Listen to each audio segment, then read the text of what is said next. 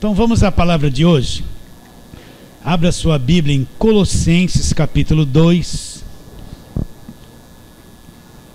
Vamos recapitular algumas coisas aqui. Vamos ao arroz com feijão de hoje. Versículos 1 até versículo 5. Colossenses 2, 1 a 5.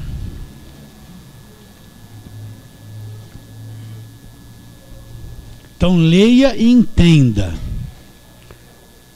Gostaria, pois, que soubesses quão grande luta venho mantendo por vós, pelos laodicenses, e por quantos não me viram face a face, para que o coração deles sejam confortado e vinculado juntamente em amor, e eles tenham toda a riqueza, preste atenção, e eles tenham toda a riqueza de quê?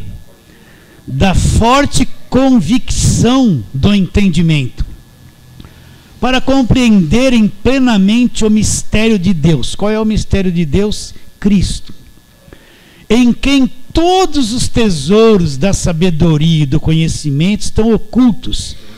Então, aonde estão todos os tesouros da sabedoria e do conhecimento? Em quem todos os tesouros da sabedoria e do conhecimento estão ocultos. Assim digo, para que ninguém vos engane com raciocínios falazes. Pois, embora ausente quanto ao corpo, contudo em espírito estou presente, alegrando-me e verificando a vossa boa ordem e firmeza da vossa fé em Cristo. Vamos orar. Ó Deus, Deus de toda graça, perdão, misericórdia, nós te adoramos mais uma vez. Estamos diante da tua palavra que traz grande revelação e verdade para cada um de nós. Assim desperta-nos no espírito pela tua palavra. Ilumina os olhos do coração, nos dê entendimento, revelação para termos compreensão da verdade, Senhor. E assim a palavra ficará viva dentro de nós. Oramos pela fé, crendo em nome de Jesus. Amém.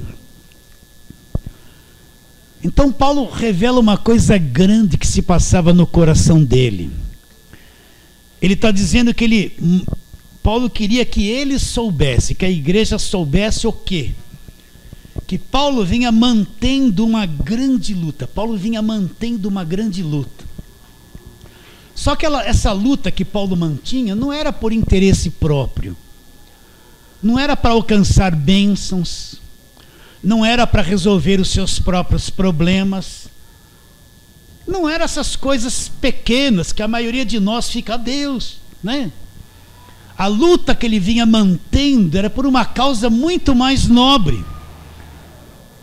Por uma causa muito mais profunda. A luta que ele vinha mantendo é para que os laodicenses, os colossenses, né? E aquelas pessoas que não tinham visto Paulo face a face, acontecesse uma coisa dentro delas. Elas fossem vinculadas juntamente em amor, e elas passassem a possuir, presta atenção, toda a riqueza da forte convicção do entendimento. Então Paulo está lutando por qual causa? Para que lá dentro do coração deles, eles tivessem a forte convicção, presta atenção, a forte convicção que o entendimento da verdade traz para dentro do coração da pessoa. O que é a convicção? É algo que a verdade trouxe para dentro de mim, indestrutível, que aquilo é tão grande dentro de mim, eu sou convicto e nada me remove dessa convicção. Pode ser problema, pode ser falta disso, pode ser o que for. Uma pessoa convicta, ela é forte, ela sabe em que acredita, ela tem perseverança, ela é madura. A convicção faz com que pessoas enfrentem situações terríveis na vida dela e não voltem para trás. Não desanimem, não parem. Ela é convicta. Agora, como é que essa convicção vem? Ela vem produzida por um conhecimento, que Paulo está dizendo, estou lutando por vocês, para que vocês tenham esse conhecimento e sejam convictos por dentro. Porque Paulo sabe que se a verdade traz convicção, nunca mais ninguém te rouba a verdade do coração. E você vai se tornar uma pessoa madura, forte, inteligência, sábia no conhecimento da Escritura. Então é essa luta que Paulo vinha travando. Porque Paulo está travando essa luta em favor deles. Porque Paulo está nessa batalha? Porque Paulo conhece uma coisa muito mais profunda. O interesse de Paulo é que nem o interesse do pai. Qual é o interesse de um pai? É que o filho cresça, estuda, amadureça, né? Seja homem, mulher, de caráter, progrida. Todo pai não deseja isso para o filho, sim ou não? Então, Paulo tinha esse mesmo interesse que os laodicenses, os que não haviam visto ele face a face, e os colossenses tivessem isso dentro deles. Esse amadurecimento, essa maturidade, essa convicção, esse crescimento, essa coisa grande que só a verdade do Evangelho produz no coração do homem.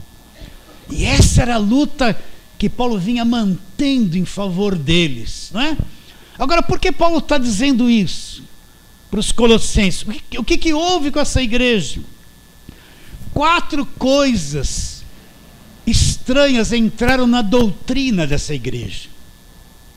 A primeira delas é o asceticismo. Paulo fala nessa carta de um rigor ascético. O que é o asceticismo? O asceticismo é toda obra, toda imposição da denominação da igreja, toda e qualquer coisa que a religião te manda fazer, que lhe traz aperto, sofrimento, uma exigente disciplina que lhe causa sofrimento. Então o que é o asceticismo? É tudo aquilo que a igreja impõe, que a religião impõe, que líderes impõem para você fazer, que lhe tragam sofrimento. Você quer ver um deles? Fica sem comer, fazer jejum. Você proíbe a tua cara de comer lá por um dia, passa fome, achando que isso vai te dar mais poder diante de Deus. E jejum não muda o que Cristo fez na cruz. O que foi feito já foi feito. Nada altera o que foi feito. Jejum é uma obra morta. No entanto, você vê um monte de imposição. Você tem que jejuar, você tem que lutar, você tem que sacrificar. E você vê que pessoas que praticam isso constantemente, elas vivem angustiadas, trazem sofrimento, dor para a alma delas, para a carne delas. Então esse rigor ascético entrou lá na igreja dos Colossenses. Então entenda isso. Todo sofrimento que havia de ser feito, Cristo sofreu na cruz no nosso lugar. Está bem claro isso? Sim ou não? Esse sofrimento se cumpriu na pessoa de Jesus Cristo. Agora nós temos os problemas nesta vida, com vida material, vida financeira, familiar. Mas a igreja impor coisas que lhe causam dor, perda, exige 200% de você, te oprime dentro de um sistema que traz sofrimento para a tua família. Quanta gente está dentro de uma igreja, vive mais dentro da igreja do que na casa dele, cobrado o tempo todo para estar enfiado lá dizendo que é obra de Deus. É um tipo de asceticismo. Então toda e qualquer coisa que lhe traga sofrimento em nome de Deus, que lhe traga dor, que lhe traga sacrifício, isso aí é o asceticismo. Entrou aqui nessa igreja. Que outra coisa que entrou nessa igreja, que Paulo está lutando para que eles tenham entendimento? Entrou o gnosticismo. O que é o gnosticismo? Aqui nessa igreja, aqui no capítulo 2, o que é o gnosticismo?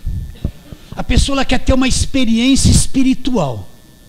Ela quer um Deus que descontrola ela, que apaga a mente dela, faz ela ficar que nem um zumbi. Um Deus que arrepia, que traz calor. Ela quer sentir um Deus na carne. Então ela sai em busca de alguma experiência espiritual. Não interessa a fonte, não interessa de onde vem. Contanto que ela tem essas coisas nela, ela quer isso. Ela acredita nessas coisas místicas. Você vai ver que alguns se levantavam lá no meio da igreja. Eu quero ler o versículo aqui para você no capítulo 2. Nós estamos no capítulo 2 mesmo. Vira uma página aí no versículo de número 18, diz assim: ninguém se faça árbitro contra vós outros, pretextando humildade, culto dos anjos, olha lá, baseando-se em visões, enfatuados sem motivo algum na sua mente carnal. Então o que ele está dizendo? O que é um árbitro? É alguém que, um árbitro dentro de uma partida de futebol é aquele que tem autoridade máxima para expulsar, para divertir, para começar a partida, para paralisar. Então ele está dizendo: ninguém seja um dominador, um árbitro na tua vida, que governe a tua vida, baseado em quê? Culto dos anjos. Estou vendo o anjo, olha o anjo, olha o anjo, olha o anjo, olha o anjo. Baseado-se em visões, uma mente enfatuada, uma mente carnal que produz um monte de visões, que ele fala que é Deus que está mostrando. Então a pessoa quer sentir coisas, quer ver coisas. Eu fui pentecostal, eu participava de uma vigília pentecostal, só naquele momento ali de vigília, cada um via 100 visões, cada um, pura coisa da imaginação da mente carnal. A gente já era, falava assim, em vigília, já era trabalhado para ver coisas da nossa cabeça que não vinham de Deus. É o que você mais vê no meio pentecostal. Então o gnóstico, ele quer que Deus chacoalhe ele. Você não vê que tem pessoas que treme, é o poder de Deus, né? Fica assim. Tudo isso é gnosticismo. Entrou essa gente lá, estou vendo isso, estou vendo aquilo, tô vendo. Ela vive vendo, só não vê o evangelho. Entrou lá. E qual outra coisa que entrou lá também? O misticismo. Hoje em dia, olha um culto de igrejas hoje. Se você olha lá, você fala assim: gozado. Tem um pouquinho de macumba, um pouquinho de catolicismo, tem um pouquinho de feitiçaria e um pouquinho de Jesus. Fala a verdade, não é? Você vê um culto que num culto só o cara te dá um sal grosso da macumba, que quem usa sal grosso é macumbeiro. Sal grosso, ninguém no Novo Testamento usou sal grosso, mas eles te dão sal grosso, te dão uma rosa que dava-se na macumba. Mas eu era jovem, fui lá na praia, era dia de Iemanjá lá, deram um monte de rosa, que até umas rosas, tomei até um banho do talco, que deram um talco lá. Eu era jovem, doidão, né? Agora virou rosa ungida. Pegaram a macumba, trouxeram para dentro do culto evangélico. Vocês estão entendendo? Não, é misticismo, né? Espiritismo. Tem culto que parece um espiritismo, porque eles invocam o demônio, fazem um montão de coisa. Estava acontecendo isso aqui também lá. Então você vê cultos hoje que tem um pouquinho de tudo. Catolicismo, né? Água benta virou agorada, não virou? As cruzinhas da igreja católica, as medalhinhas, as santinhas, viraram rosa ungida, sabonete ungido, bala ungida, lencinho ungido, né? Viraram essa parafernália de misticismo que trouxeram para dentro da igreja. Isso aconteceu com eles também. E tem uma outra coisa que aconteceu com eles. O pessoal da lei entrou lá: olha, você tem que guardar o sábado, você tem que fazer isso, tem que fazer aquilo. E estavam contaminando a fé que Paulo havia deixado e pregado nessa igreja. Então Paulo está num aperto grande no coração. Ele está vendo que aqueles filhos que ele gerou na fé, aquela doutrina da graça de Deus que ele deixou certinha, está vindo gente de fora e minando tudo aquilo ali. Então Paulo tem um ardente desejo de manter o coração deles na verdade, não no engano. Então Paulo está lutando a favor da verdade, para que eles sejam confortados e vinculados no amor, e brote no coração deles a riqueza da forte convicção que só o entendimento da verdade traz para dentro deles. Para quê? Aí Paulo fala, olha lá o que Paulo diz. Deixa eu voltar lá. Para que tenham toda, versículo 2, a parte B, para que tenham toda a forte riqueza do entendimento, para compreenderem, para que eles compreendessem o quê? plenamente o mistério de Deus, para que eles tivessem compreensão do mistério de Deus. E qual é o mistério de Deus? Cristo. Esse é o mistério de Deus. Deus se fez carne, veio ao mundo, morreu na cruz, ressuscitou. É o mistério de Deus, para que eles pudessem compreender esse mistério de Deus. Aí Paulo fala que esse mistério de Deus é a pessoa de Jesus Cristo. Esse mistério de Deus assumir a forma de homem, aparecer em forma humana e não deixar de ser Deus. Vim pagar no lugar do homem a própria dívida que ele pediu do homem na cruz, quitar todo o mal que o homem fez, libertar e salvar o homem eternamente. Esse é o mistério de Deus. O mistério de Deus é Cristo. E eles precisavam ter convicção e compreensão disso. Então Paulo está nessa peleja. Vocês entendem o que eu estou dizendo ou não? Então vamos trabalhar em alguns textos para você entender o coração do apóstolo, né? Porque, presta atenção, queridos. Em João 6,63 ele fala assim: a carne para nada aproveita. Quer dizer, essa carne, esse homem carne, ele não serve mais para nada se tratando das coisas de Deus. Ele é útil, você está vivendo nesse corpo, você tem que comer, trabalhar, estudar, né? Viver a sua vida. Mas se tratando das coisas do Espírito, a tua carne para nada aproveita. Aí ele fala: as palavras que eu vos tenho dito são Espírito e vida. Não são coisas da carne, são Espírito e vida. Então você vê sempre o apóstolo Paulo orientando a se conhecer a palavra da verdade, que é o Evangelho, no Espírito. Ele mostra, a minha carne, ela tem um entendimento, eu posso conhecer a Bíblia na cabeça, até decorar versículos, mas se não sair daqui e não for revelado dentro do meu coração, eu só conheço letra e teoria, eu não conheço a verdade de verdade no meu espírito. Então eu posso conhecer a palavra de Deus com a mente, organizar alguma coisa aqui na minha mente, no meu raciocínio humano, e dizer que eu conheço, leio livros, estudo, faço até um seminário. Mas a distância daqui para a revelação do coração às vezes é décadas. É décadas. Entende ou não? Agora, quando a revelação acontece no Espírito, aqui dentro de você, então você sai da letra, o Espírito é o que vivifica, você vai entender as coisas no Espírito. É daí que vem a convicção que Paulo está dizendo. Então vamos lá no texto que você já sabe, que eu vou ler, carta de Paulo aos Efésios. Volta aí, você está em Colossenses, de trás para frente vem Filipenses e Efésios.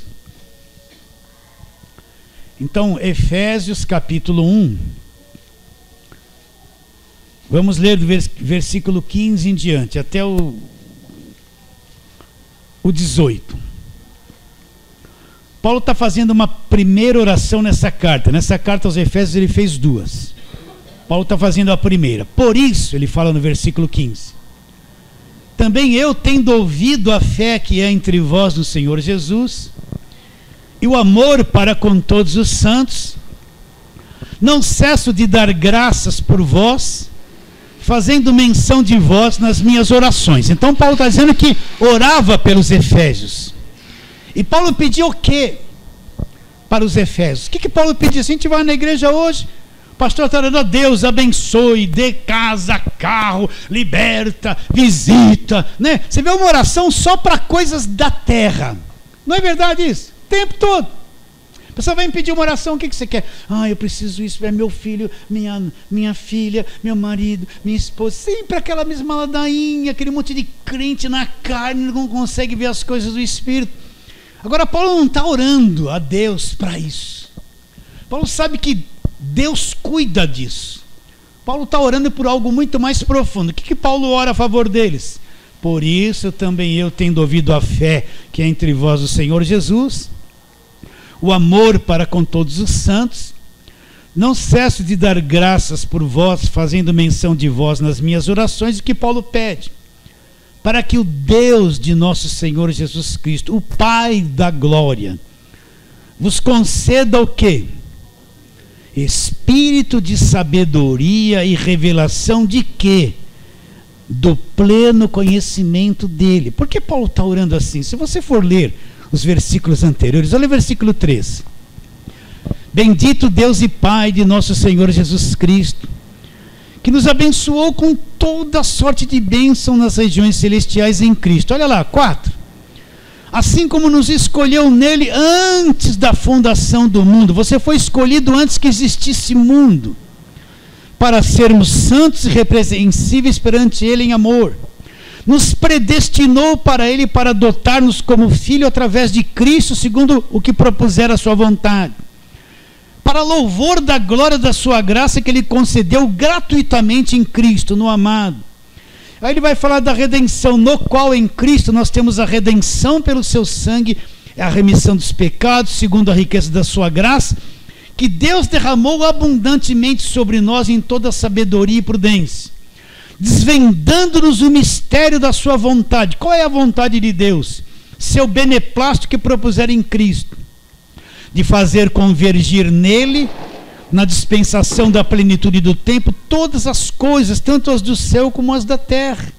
Olha o que ele fala: nele digo, no qual também fomos feitos herança, predestinados segundo o propósito daquele que faz todas as coisas, conforme o conselho da sua vontade, a fim de sermos para louvor da glória, da sua glória, nós que de antemão esperamos em Cristo, em quem também vocês, depois que vocês ouviram o evangelho, que é a palavra da verdade, vocês acreditaram esse evangelho da salvação, vocês foram selados com o Espírito Santo da promessa, o qual é o penhor da nossa herança até o resgate da sua propriedade em louvor da sua glória.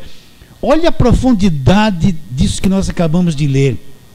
Abençoados com toda sorte de bênçãos, predestinados, eleitos antes da fundação do mundo, predestinados para sermos adotados por Deus como filhos através de Cristo, redimidos, a graça derramada abundantemente sobre nós, o alvo de Deus. Cristo é o centro de todas as coisas, nós fomos feitos herança, selados com o Espírito Santo, ouvimos o evangelho da nossa salvação. Aí depois que Paulo escreve tudo isso, Paulo percebe, eu falei coisas tão profundas,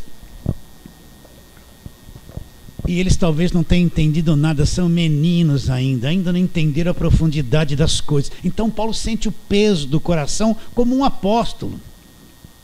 Aí Paulo vai orar, e que Paulo vai pedir para eles? Deus conceda a eles, lá no espírito deles, sabedoria e revelação de quê? Presta atenção, de um pleno conhecimento de Deus. De um pleno conhecimento de Deus. Então eu faço a pergunta para você e para mim: até onde você penetrou no mundo invisível? Olha aqui para mim, presta atenção. Até onde você enxerga o mundo invisível de Deus pela fé? Até onde dentro de você a realidade invisível é viva? Até onde você enxerga a verdade do evangelho? E quando eu falo você, eu também. Até onde você vê o invisível se torna inabalável? Até onde você tem um pleno conhecimento de Deus? Porque para a maior parte, Deus é que nem um garçom. Tem até gente que dá ordem. Eu determino. Determinar Deus, mandar. Deus, o senhor é, o senhor não é. Vou te pôr na parede. Eu dei aí eu fiz aí meu sacrifício de R$1.000. Agora o senhor é obrigado. A maior parte, eles até mandam em Deus, na cabeça dessa gente cega. Vocês estão entendendo, não? Né?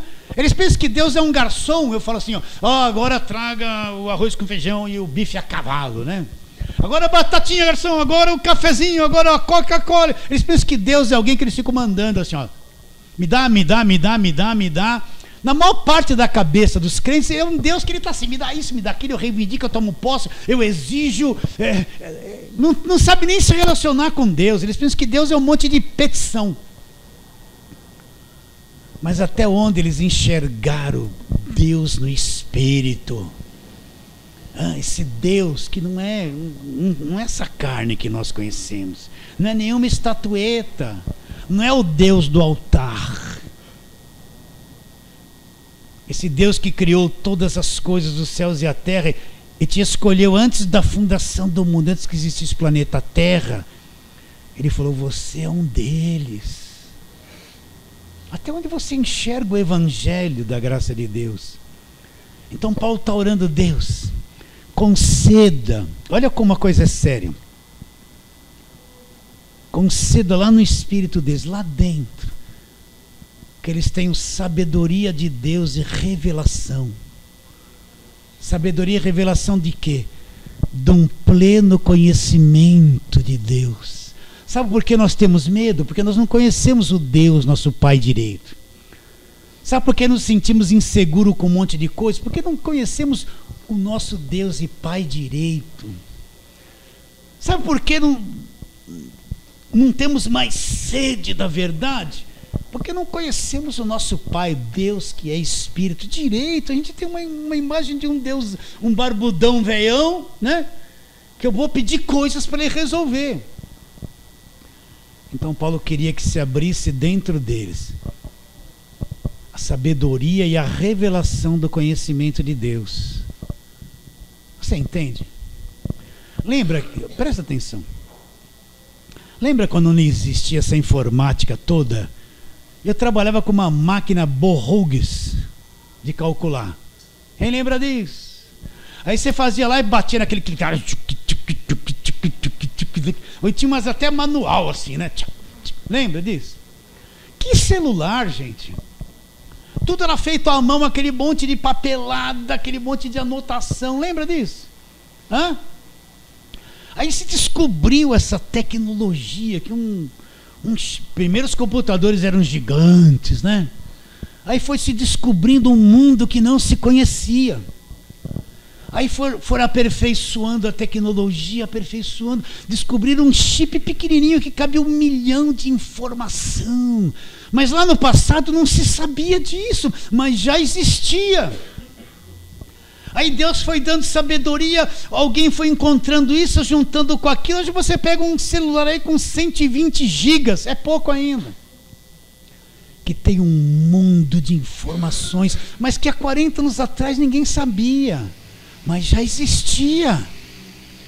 Deus precisou dar sabedoria para um homem encontrar o caminho para trazer isso à tona, mas sempre existiu. Então muitas vezes nós estamos naquela máquina de calcular velha, sendo crente, manivela. Me dá Deus, me faça isso. Vocês estão entendendo o que eu estou dizendo ou não? Mas existem coisas que não foram descobertas. Presta atenção, olha para mim, não perca isso. Esse Deus invisível, existe um mundo de coisas que não foram descobertas. Está aqui, mas os nossos olhos não conseguem enxergar. Mas quando eu descubro, eu entro num novo conhecimento, numa dimensão invisível, num mundo de Deus, Espírito, que eu não conhecia. E quando eu entro nisso, é tudo descartado, esse falso evangelho que está na mídia, essa mentira toda é descartada na hora. Você não crê mais nessas coisas, descobriu um mundo totalmente diferente. Você passa a ver quem é falso profeta na lata. Ninguém precisa te dizer, você entrou numa nova dimensão de vida. Então é isso que Paulo está pedindo, Deus. É para isso, ai meu Deus, para isso que eu estou lutando com vocês. Deus, conceda. Olha, o apóstolo Paulo sabe que eles não atingiram isso ainda. O apóstolo Paulo já foi até o 3º céu. Ele já viu o outro lado. Ele ouviu as coisas do outro lado. Ele já viu o mundo invisível. Não sabe se foi no corpo ou no espírito. Então ele já tem esse conhecimento, ele sabe como a coisa é. Aí ele olha para a igreja, vê eles lá no misticismo, no gnosticismo, ainda algum voltando para a lei, alguns no asceticismo. Ele fala, Deus, conceda. Vocês estão entendendo ou não? Lá dentro deles que desabroche, que o espírito deles tenha sabedoria e revelação de um pleno conhecimento de Deus. Olha mais que Paulo fala no versículo seguinte, olha lá. Aí Paulo pede assim, ó, iluminados os olhos do vosso coração, para que vocês saibam, saber o quê? A esperança do seu chamamento, que você foi chamado por Deus para conhecer essas coisas. E a riqueza, a esperança do seu chamamento e a riqueza da glória da sua herança nos santos. O que Paulo pede? Deus ilumina os olhos do coração dele. Então ele fala que o nosso coração, que é o nosso espírito, tem olhos que precisam ser iluminados para quê? Para que a gente entenda como é rico, como é grande ser um crente, alguém chamado por Deus para conhecer essas coisas. Alguém chamado para a verdade, para conhecer o Evangelho. Como é rico isso, como é grande. Alguém chamado para ver o invisível através do Evangelho. Olha o apóstolo onde vai nisso. Ele vai longe, fundo na oração dele. O que ele está dizendo para os colossenses? Tenho mantido uma luta por vós. O que Paulo quer que os colossenses alcancem? Esse conhecimento profundo de Deus, essa visão das coisas invisíveis, esse conhecimento do Evangelho. Então Paulo tem que lutar muito para pregar e ensinar e batalhar e ver aqueles que ele está ensinando pegando o rumo errado, indo para uma coisa torta. Tem que lutar para trazê-los. É uma batalha pesada. A pregação é a exposição do Evangelho da graça de Deus. Mas Paulo quer que eles alcancem isso, iluminar os olhos do coração, para que vocês possam compreender a riqueza de ser um chamado por Deus, a riqueza de ser crente. Porque o evangelho da mídia põe peso nas pessoas. Sempre você está devendo, sempre o diabo está na tua vida, sempre tem um preço a pagar, sempre tem um sacrifício a fazer, não para nunca. É uma vida dura o tempo todo, difícil, como se dependesse de mim para Deus fazer alguma coisa. Mas Deus não depende de mim, já foi feito tudo na cruz. Então isso cria uma consciência de o diabo sempre na minha vida, um demônio sempre na minha vida, uma superstição na minha vida, um mal sempre na minha vida. Sempre eu estou mal, eu sempre estou devendo para Deus, sempre tem um custo que eu não consigo pagar. Isso cria uma consciência pesada de fé, uma consciência de medo, de insegurança. A maior parte de quem não conhece o Evangelho é inseguro, vive morrendo de medo. Então Paulo diz: iluminados os olhos do vosso coração, para vocês saberem qual é a esperança, a riqueza do seu chamamento. E você tem uma riqueza e uma herança entre os santos. Volta lá para Colossenses. Paulo começa Colossenses também fazendo a mesma oração. Volta lá, Efésios, Filipenses, Colossenses, capítulo 1, do versículo 9 em diante. Paulo vai orar também pelos colossenses. Aí ele diz, versículo 9, Colossenses 1:9: por esta razão também nós, desde o dia em que ouvimos, não cessamos de orar por vós e de pedir o quê? O que Paulo pedia? Que vocês transbordeis de pleno conhecimento da sua vontade, em toda a sabedoria e entendimento espiritual. O que vai acontecer comigo? Para vocês viverem de modo digno do Senhor, para o seu inteiro agrado, frutificando, produzindo fruto em toda boa obra e crescendo em quê? Num pleno conhecimento de Deus. Então Paulo está orando a mesma coisa com outras palavras, para que eles pudessem conhecer o que é a vontade de Deus, ter sabedoria, entendimento, para viver do modo digno do Evangelho. O que é viver do modo digno do Evangelho? Se Deus mostra no Evangelho que eu fui liberto do império das trevas e o diabo não toca mais em mim, o que é viver do modo digno do Evangelho? Eu vivo isso, eu honro essa palavra da verdade, eu tenho fé nisso. Se a Bíblia diz em Colossenses 1:13, Ele nos libertou do império das trevas, nos transportou para o reino do Filho do seu amor, é isso que eu creio, é isso que eu vivo, liberto do império das trevas. Aqui ninguém põe a mão, aqui não tem culto de libertação, aqui não entra macumba, feitiçaria, não tem nada disso. Por quê? Se o Evangelho diz que eu fui liberto do império das trevas, eu vou viver do modo digno do Evangelho. Como é viver do modo digno do Evangelho? Vivendo essa verdade. Vivendo a verdade. Se ele diz em Efésios 1, 13, 14, depois que vocês ouviram a palavra da verdade, o Evangelho da vossa salvação, vocês acreditaram no Evangelho, foi selado com o Espírito Santo da promessa, acabou. Eu fui selado com o Espírito Santo da promessa. Selo do Espírito Santo não tem nada a ver com línguas. Eu vou viver digno do Evangelho, isso é a verdade. Eu vou viver nessa dignidade. Não saio disso e ninguém me rouba disso. O que era um homem digno do passado, no tempo dos avós? Um homem de palavra, que tinha uma cadernetinha na loja da esquina e que rigorosamente naquele dia, quando recebia o salário, ia pagar. Não era assim antigamente? Os velhos sabem disso. Homem de palavra, que todo mundo confiava. Um homem digno, que não era mentiroso. O que é viver de forma digna do Evangelho? É assim, eu honro o Evangelho.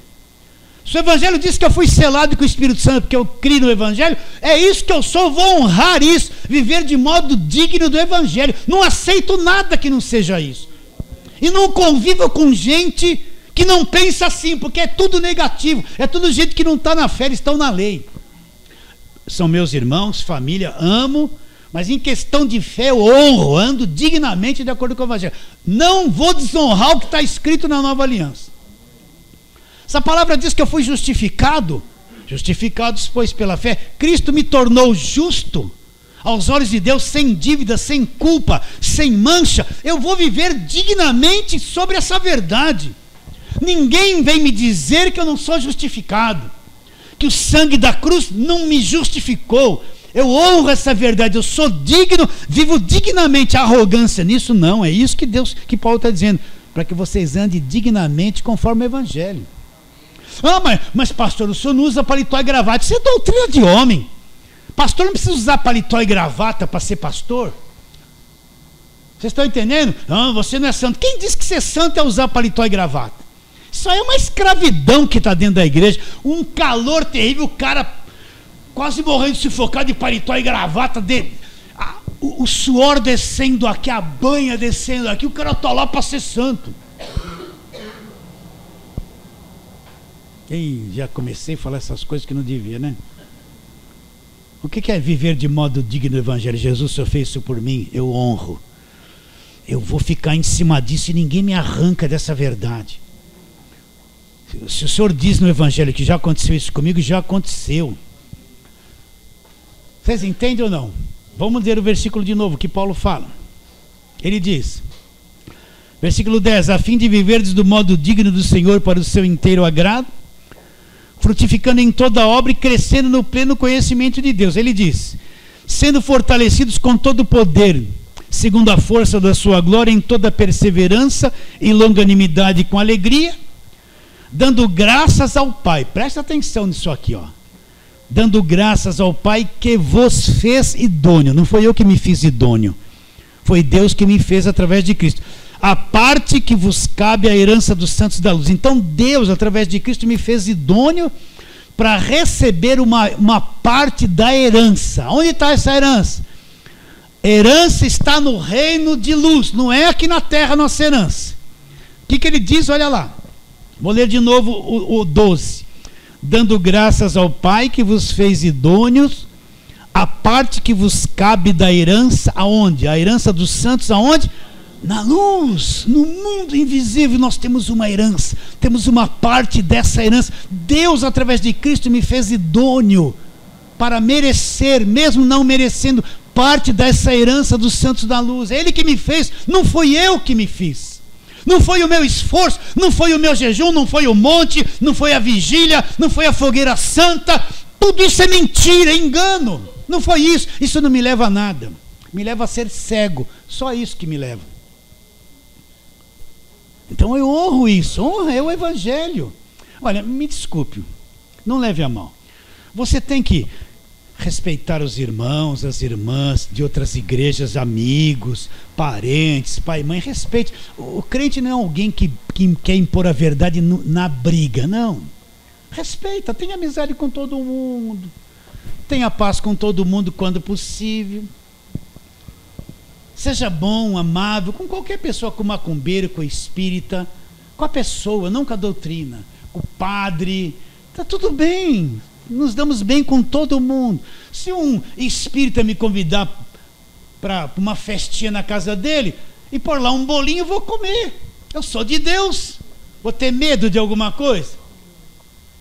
Vocês estão entendendo ou não? O macumbeiro, pastor, vamos lá, o macumbeiro mora do lado de sua casa, tem uma festinha de aniversário. Vem cá, pastor, qual o problema aí na festinha do macumbeiro? Está com medo do quê? tem medo nenhum, você é de Deus. É ou não é? Agora, quando se trata de doutrina, que quer te tirar do evangelho da graça de Deus, seja quem for, está em segundo plano. Porque eu não vou deixar corromper-me no evangelho da graça de Deus com esse falso evangelho. Não tem acordo. É luz e trevas, não tem acordo. Não tem acordo. Então não dá para andar, vocês vão entender, não é fazer acepção de pessoas. Não adianta, não dá para andar quem tem outra cabeça, quem não foi iluminado. Não dá para andar junto, não dá para congregar numa igreja assim. Várias pessoas me perguntam semanalmente: pastor, eu fui iluminado pela verdade. Eu conheci a verdade. Eu não consigo mais ir na igreja que eu ia. Eu falei: e agora, pastor? Eu falo: não vai mais. Você vai voltar lá para quê? Para voltar a fazer campanha? Você já descobriu a verdade. Você vai voltar lá para fazer o quê? Sacrifício e voto? Você vai voltar lá para fazer o quê? Se você já descobriu a verdade, não tem mais nada a ver com aquilo. Pastor, por enquanto eu não achei nenhuma igreja. Eu falo: não vai em nenhuma. Vai ouvir o quê? Voltar para a lei. Se Deus te libertou, dá um tempo de adaptação e Deus vai te dar um caminho na sua cidade onde você vai estar. Agora tenha paciência, assimile primeiro o evangelho. Pastor, ninguém aceita o que eu falo. Eu falei: quem mandou você falar? Primeiro você tem que crescer, aprender. Não é saindo que nem metralhadora, disparando contra todo mundo. Não é assim que se prega o evangelho da graça de Deus. Aprenda primeiro, para depois saber o que falar, saber aprender para poder falar. Agora, quando, seja lá quem for, vier pôr em xeque a doutrina que você crê, esse evangelho da graça de Deus, então aí a coisa é séria, porque eu não vou abrir mão da verdade, não vou abrir mão. Está bem claro isso, queridos? Então, chegou o tiozinho: ai tio, eu gosto muito do senhor, olha, toma essa coisinha ungida aqui, olha tiozinho, dá um beijo. Guarda essa coisinha ungida para você. Como que o teu pastor falou? Para pôr lá na estante. Então, olha, põe lá na estante da tua casa. Dá mais um beijo, já dá uma empurradinha para ele pôr logo. Vocês estão entendendo ou não? Não vai ficar: é do demônio, você está numa igreja. Não é nada disso, tenha sabedoria. Mas quando a tua fé vem ser posta em xeque por falsa doutrina, então tem que ser firme, maduro com amor. Não é no pau, na briga. É no amor, na paciência. Então lemos o quê? Colossenses, né? Agora vamos lá, Efésios. Volta para Efésios de novo. Efésios capítulo 4.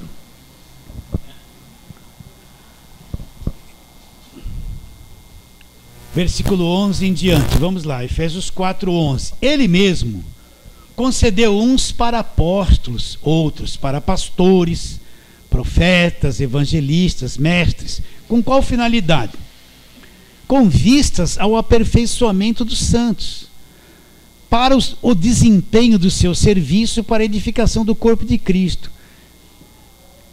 até que todos cheguemos à unidade de fé e do pleno conhecimento do Filho de Deus, a perfeita varonilidade, à medida da estatura da plenitude de Cristo. Para um pouquinho, o que Paulo está dizendo? Que ele concedeu dons às pessoas, ministeriais, dons de palavra, para trazer os santos, tirá-los da meninice, aperfeiçoá-los, levá-los a uma fé.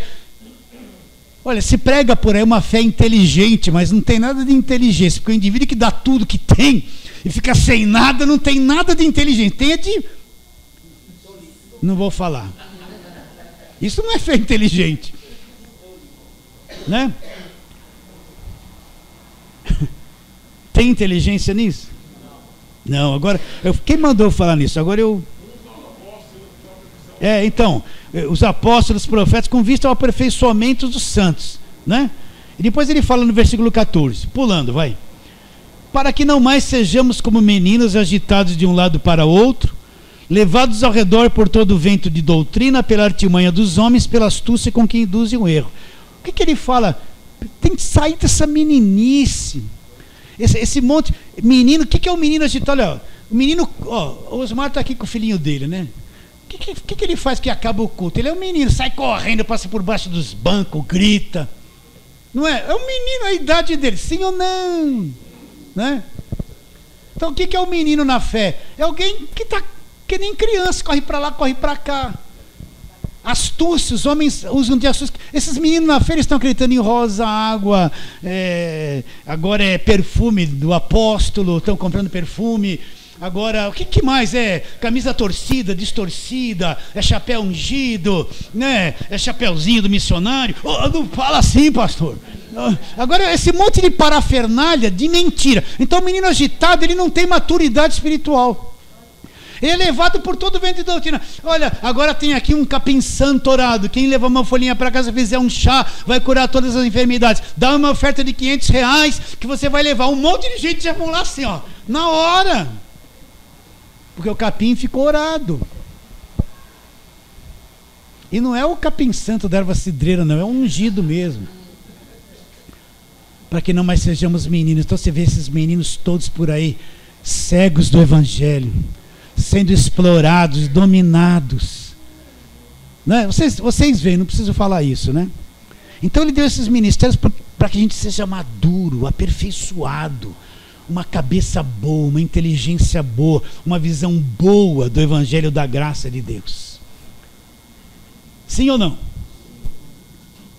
Agora, vamos lá para Gálatas. Gálatas está antes de Efésios. Vamos lá, Gálatas. Paulo está dizendo em Colossenses 2, olha, Laodicenses, Colossenses, eu tenho mantido uma grande luta por vós. Uma grande luta. Imagine o apóstolo Paulo, um homem de terceiro céu, que ama aquela igreja e vendo a igreja deixando entrar umas coisas todas atrapalhadas. Então dá algo, é como uma mãe que vê o seu filho e não pode fazer nada comendo uma coisa estranha que vai lhe fazer mal, não pode fazer nada. A não ser dar um grito à distância. Paulo está com isso no coração.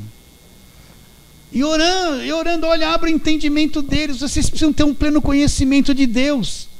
Então Paulo fala a mesma coisa com os Gálatas capítulo 4, versículo 19. Olha que Paulo fala. Meus filhos, antes o que aconteceu com os Gálatas? A gente está ensinando isso toda terça-feira. Paulo pregou, fundou a igreja baseado no evangelho da graça de Deus.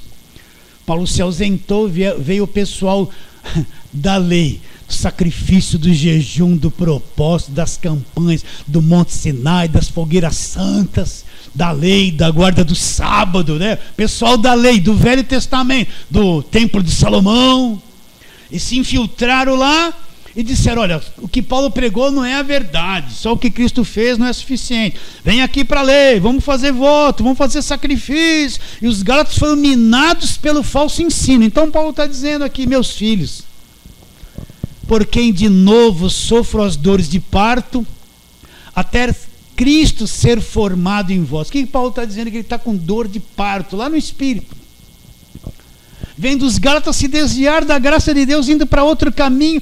Aquilo afeta ele profundamente. Ele tem grande amor por aquela igreja que ele fundou. Ele não está legislando em causa própria. Ele está tratando da obra de Deus e está vendo a igreja indo para um caminho errado e está sentindo dores de parto. Só a mulher que teve parto, as que fizeram cesárea, sentiram a dor da cirurgia. Mas aquelas que tiveram naturalmente, que sentiram as dores e fizeram força, nossa, o homem não sabe disso. Está liberto, né? Agora a mulher sabe, por isso que ela tem capacidade de sofrimento maior que o homem. Agora a mulher que teve filho normal, ela sabe o que ela sentiu. Então Paulo está sentindo as dores de parto, até Cristo ser formado neles. O que é Cristo ser formado neles? É quando o evangelho se torna claro, eles amadureçam, então a sabedoria de Cristo se torna a vida deles. Cristo está formado aqui dentro, nunca mais vai se desviar em nada. Então Paulo está sentindo dores de parto. Por isso, meus irmãos, pregar o evangelho e ensinar, sabe o que é? Quando a gente é novo, a gente acha que, eu vou fazer isso.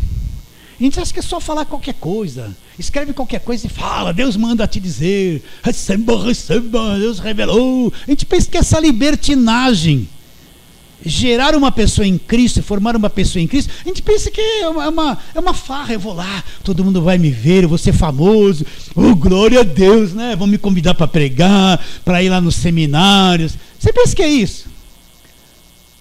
Primeiro Deus te chama e vai uns 20 anos para formar a mensagem na tua cabeça, no teu coração. Vai revelar isso. Aí depois você vai sentir dor de parto. Ter que falar, pregar, falar, pregar. Aí você vê aquela pessoa que ficou com você um tempo, você pensou que ela estava ensinando, daqui a pouco ela volta para trás e está agorada. Você fala, meu Deus, não é possível. Aí vem a dor de parto, a perda. É trabalho intenso. Falar e pregar, mas falar a verdade. Não é criar um monte de falsa doutrina e jogar isso em cima da igreja. É dor de parto, a carne cansa. Ainda bem que o espírito é outra coisa, não cansa. Até formar uma pessoa, ser formado em Cristo, dá dor de parto, é um trabalho intenso, sem parar. Quando você pensa que a pessoa está entendendo, ela não está. Você fala, não é possível. Que coisa louca é essa, não é difícil. Então Paulo está orando, está falando com os filipenses. Vocês têm que ter o coração alinhado, vinculado em amor e ter toda a riqueza da forte convicção do entendimento. E a convicção vem pelo entendimento do Evangelho. Vem ou não vem? Aí Paulo fala no versículo 20: pudera eu estar presente agora convosco e falar-vos em outro tom de voz. Agora Paulo revela o coração, porque me vejo perplexo a vosso respeito. Imagina a tristeza no coração de Paulo em ver os Gálatas voltando para a lei, voltando para trás. Aquelas pessoas que ele ensinou, trabalhou, lutou por elas, teve que se ausentar devido à obra que ele realizava, e ver aquele povo a quem ele abraçou, comeu junto, voltando para trás, se deixando enredar pelos falsos profetas e falso ensinamento, né? Ele estava perplexo a respeito disso. Agora vamos terminar onde começamos. Colossenses 2.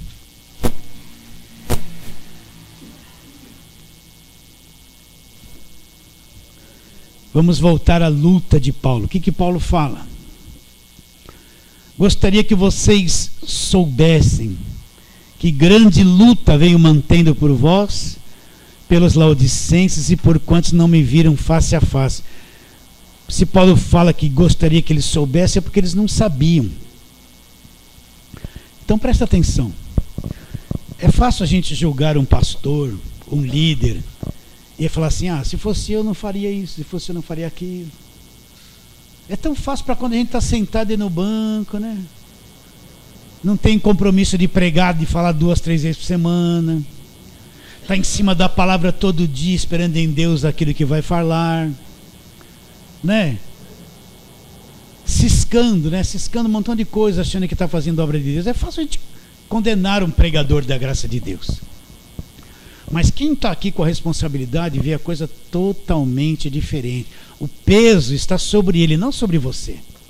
Enquanto você não tiver o ministério mesmo de palavra, você não tem peso nenhum. Se você quer vir, vem. Se não quer vir, não vem. Vai fazer o que te interessa. Não é obrigado, não é um servo que tem que estar. E não pode falhar. Tem que estar dia e noite com sol, chuva. Não pode falhar.